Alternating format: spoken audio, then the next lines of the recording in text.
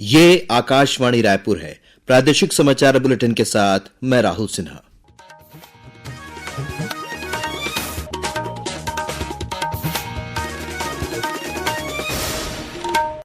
और अब पेश है आज के मुख्य समाचार। चुनाव आयोग ने महाराष्ट्र और झारखंड में विधानसभा चुनाव के साथ ही रायपुर दक्षिण विधानसभा सीट पर उपचुनाव की तारीख का ऐलान किया। रायपुर दक्षिण विधानसभा सीट के लिए 13 नवंबर को होगा मतदान। प्रदेश में नगरीय निकाय चुनाव के लिए कल मतदाता सूची का प्रारंभिक प्रकाशन किया जाएगा। मुख्यमंत्री आज जगदलपुर में आयोजित मुरिया दरबार में हुए शामिल। माड़िया सराय में विकास कार्य के लिए 50 लाख रुपए देने की घोषणा की। और रायपुर में कल से शुरू होगा अखिल भारतीय वन खेल कूद महोत्सव। केंद्रीय पर्यावरण मंत्री भूपेंद्र यादव करेंगे शुभारंभ। अब समाचार विस्तार से।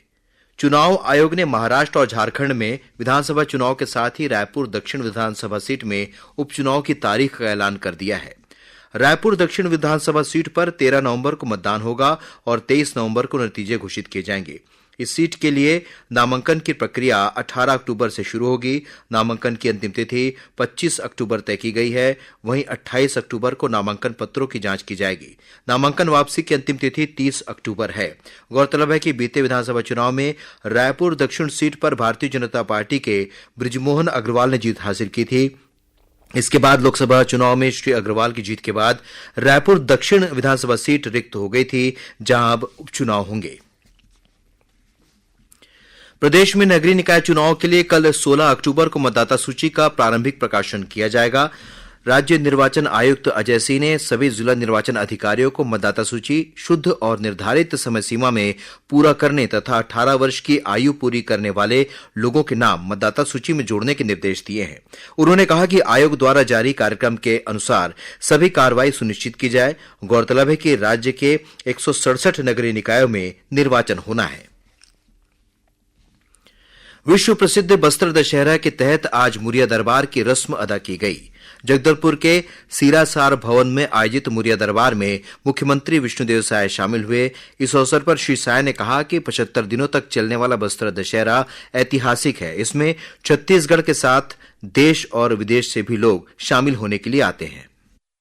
पूरे प्रदेश से ही नहीं, पूरे देश विदेश से भी लोग यहाँ पर आते हैं और सबकी इच्छा होती है कि बस्तर दशहरा कैसे मनाया जाता है। और आज हम जिला प्रशासन को धन्यवाद भी देना चाहेंगे। यहाँ पर बस्तर दशहरा पसरा का शुभारंभ किए हैं, जिसमें ये बस्तर दशहरा का शुरुआत से जब लकड़ी लाते हैं तब से लेकर माई के विदाई तक सब चीज का उसमें मतलब चित्रण दिया गया है। और कोई भी बाहरी भी विदेशी भी आएंगे तो उनको मतलब बस्तर दशहरा के विषय में एक एक चीज की जानकारी होगी। ये बस्तर दशहरा के शुभारंभ करने से ये लाभ होगा। कार्यक्रम में मुख्यमंत्री ने माड़िया सराय में विकास कार्यों के लिए 50 लाख रुपए देने की घोषणा की। वहीं मांझी, चालकी और मेंबरीन के मानदेय में बढ़ोतरी के लिए प्रशासन और बस्तर दशहरा समिति को प्रस्ताव प्रस्तुत करने के निर्देश भी दिए। अपने प्रवास के दौरान मुख्यमंत्री ने बस्तर जिले में करीब 3 करोड़ रुपए की लागत से बस्तर दसराहा पसरा के विकास कार्यों का लोकार्पण किया। यहां दंतेश्वरी मंदिर के पास स्थित पुराने तहसील कार्यालय का जीर्णोद्धार कर बस्तर दशहरा के लिए समर्पित किया गया है। इसका नाम बस्तर दसराहा पसरा दिया गया है। मुख्यमंत्री ने पसरा में बस्तर दशहरा की विभिन्न रस्मों की फोटो प्रदर्शनी, प्रतीकात्मक रथ और देवी देवताओं के प्रतीकों का अवलोकन कर उनकी सराहना की। मुख्यमंत्री विष्णुदेव साय कल रायगढ़ जिले के लेलुंगा में उरांव समाज द्वारा आयोजित कर्मा महोत्सव में शामिल हुए। इस मौके पर उन्होंने लेलुंगा में सामाजिक भवन, स्टेडियम का जीर्णोद्धार और बास्केटबॉल कोर्ट के निर्माण के लिए 1 करोड़ रुपए से अधिक की राशि देने की घोषणा की। महोत्सव को संबोधित करते हुए मुख्यमंत्री ने कहा कि खम्हार पाकुट बांध से लेलुंगा में जलापूर्ति के बंद प्रोजेक्ट का काम फिर से शुरू किया जाएगा। इसके अलावा मुख्यमंत्री सूरजपुर जिले के ग्राम सिलौटा प्रतापपुर में आयोजित आदिवासी कर्मा महातिहार कार्यक्रम में भी शामिल हुए। इस दौरान मुख्यमंत्री ने हमर सुघर गांव और समाधान सूरजपुर ऐप का शुभारंभ किया। जगदलपुर के मां दंतेश्वरी एयरपोर्ट पर आज दोपहर इंडिगो विमान की आपातकालीन लैंडिंग कराई गई। इस विमान ने दोपहर 1 बजे जगदलपुर से रायपुर के लिए उड़ान भरी थी, लेकिन उड़ान के महज 12 मिनट बाद ही खिड़की टूटने के कारण विमान की आपातकालीन लैंडिंग करानी पड़ी।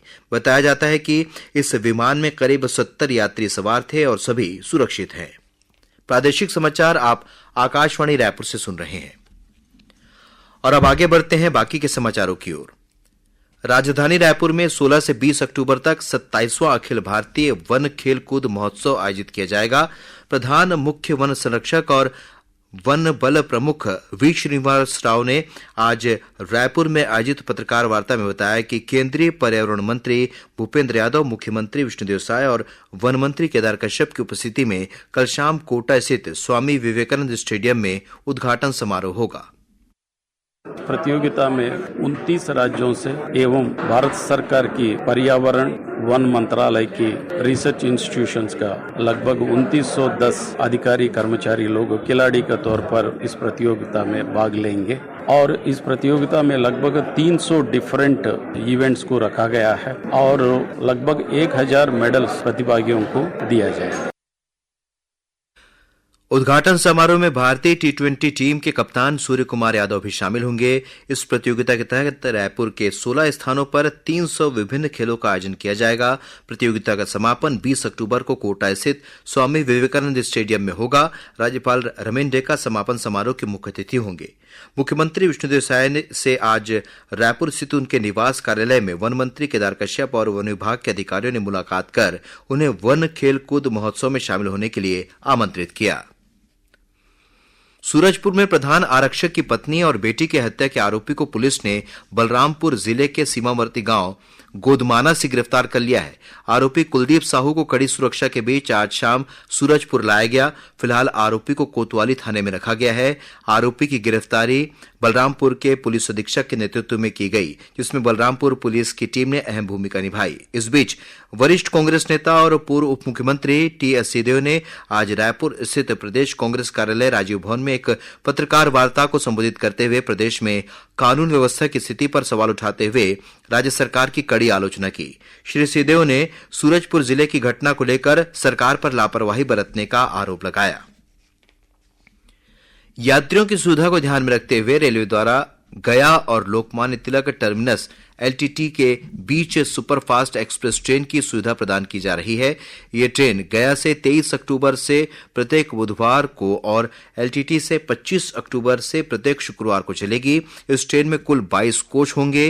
इस ट्रेन का स्टॉपेज रायगढ़, बिलासपुर, रायपुर और दुर्ग रेलवे स्टेशनों पर दिया जाएगा।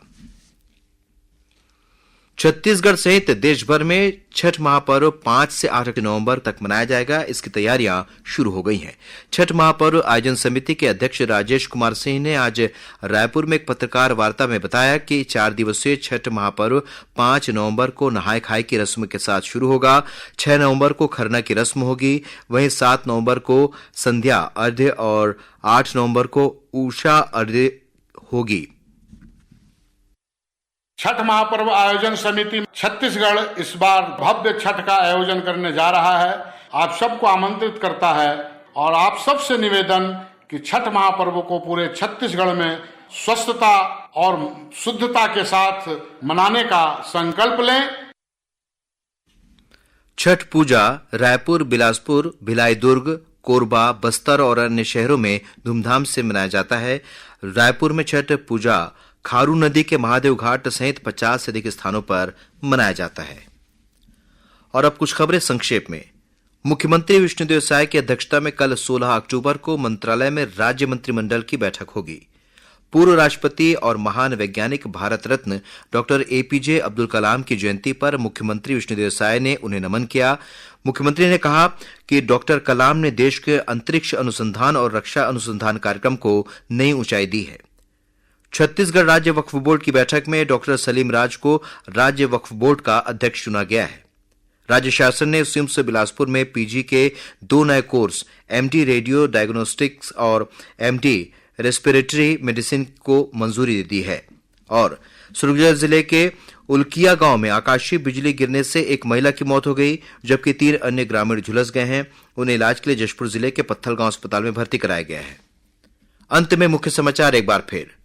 चुनाव आयोग ने महाराष्ट्र और झारखंड में विधानसभा चुनाव के साथ ही रायपुर दक्षिण विधानसभा सीट पर उपचुनाव की तारीख का ऐलान किया। रायपुर दक्षिण विधानसभा सीट के लिए 13 नवंबर को होगा मतदान। प्रदेश में नगरीय निकाय चुनाव के लिए कल मतदाता सूची का प्रारंभिक प्रकाशन किया जाएगा। मुख्यमंत्री आज जगदलपुर में आयोजित मुरिया दरबार में हुए शामिल। माड़िया सराय में विकास कार्य के लिए 50 लाख रुपए देने की घोषणा की और रायपुर में कल से शुरू होगा अखिल भारतीय वन खेलकूद महोत्सव। केंद्रीय पर्यावरण मंत्री भूपेंद्र यादव करेंगे शुभारंभ। इसी के साथ प्रादेशिक समाचार बुलेटिन समाप्त हुआ। नमस्कार।